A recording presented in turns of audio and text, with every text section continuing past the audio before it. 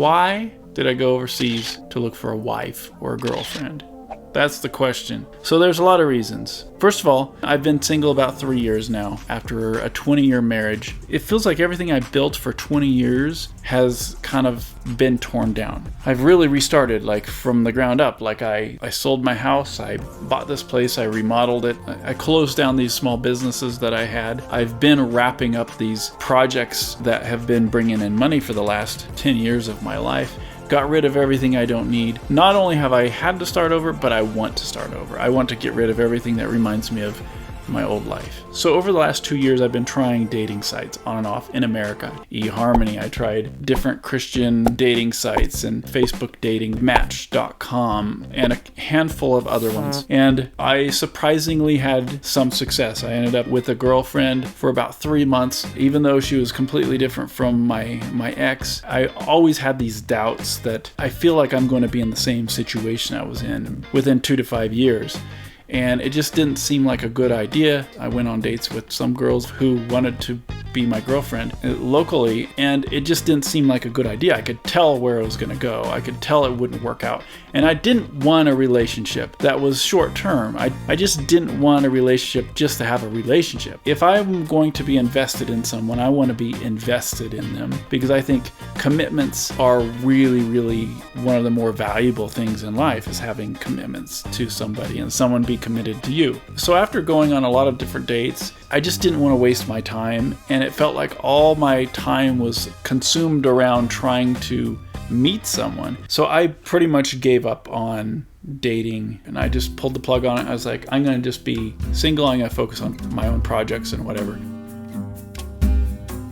And that was good for a while, you know. I enjoyed life, but I was still lonely. Then I stumbled on to becoming a passport bro and going and trying to find a wife somewhere else. So obviously the first answer everybody would guess is I was looking for a traditional wife. My parents are traditional. They're still married. My grandparents were married.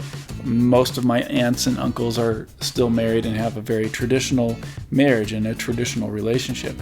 And there's just a lot of peace and a lot of love there. They're not bogged down by these kind of weird new ideas and standards, and they just enjoy a peaceful life. And that was always what I wanted with a marriage, was just something like what my parents had, what my grandparents had. That's what attracted me to marriage in the first place. I always thought that that's what it would be. Turns out not a lot of people think that way in America. The second thing is I was just looking for someone with Christian values. And specifically when I was trying to find a future wife, someone to date, someone to be interested in, I was praying and looking for someone with the fruits of the Spirit. Love, patience, joy, peace, kindness. I felt like if I can just find a woman who exhibits the fruits of the Spirit, well, they would probably have the Holy Spirit in them, versus a Christian who doesn't exhibit the fruits of the Spirit. That was a real big deal to me. When I started talking to Asian women, those were the characteristics that most of them tried to embrace and tried to be like, was the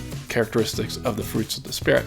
And so that was naturally just very attractive to me. The other thing I immediately felt when I started talking to women from the Philippines was I felt masculine. With almost every girl that I communicated with, I felt masculine because they were feminine, because they had a respect of me as a man and I had a respect of them as a woman. And there was this just really nice dynamic, and it really made me feel appreciated as a man.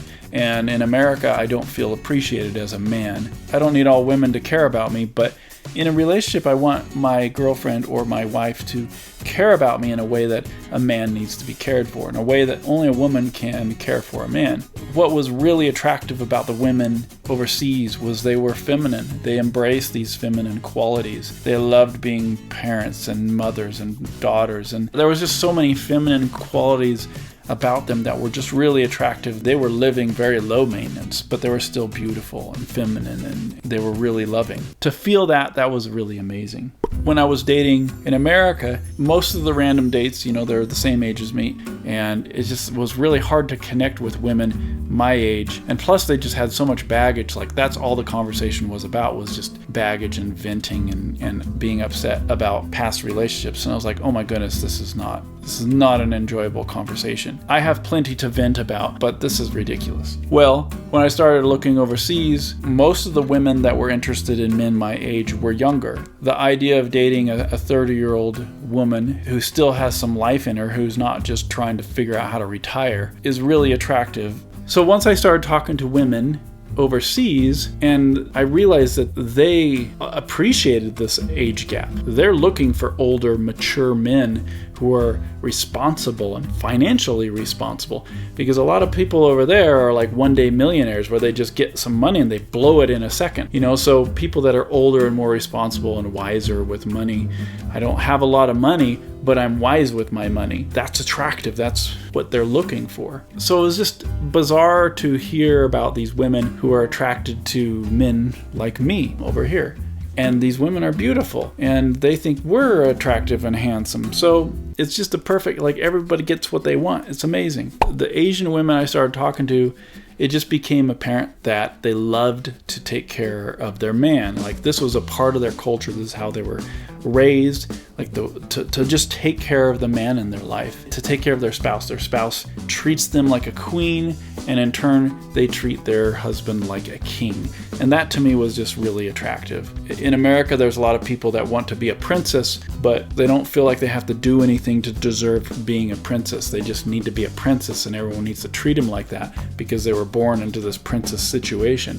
Anyway, it was another part of feeling masculine, is having a woman who really wanted to please me and take care of me and love me and treat me like a king. Like, that was an amazing feeling, and so it was very attractive. Another thing that I was looking for was respect. Her to give me respect, and because I will give them respect. I will honor their time and value them and appreciate them. I'm always complimentary and encouraging. It's really attractive. I haven't seen that kind of gratefulness before. It's nice to be appreciated, And obviously chemistry is a big part of it. Not to mention, I've just always been attracted to Asian women. Everyone has their own idea of what they think is beautiful. When I first started looking over there and I started communicating with women, I just fell in love with the kind of women that I was talking to over there. And then after that, I fell in love with the Philippines. I fell in love with the culture. I went over there, I experienced it, and now it's like I want to be there. I want to live there. So anyway, those are my reasons for going that direction. I am done with dating in America. It's a no-brainer for me. So anyway, that's my thoughts.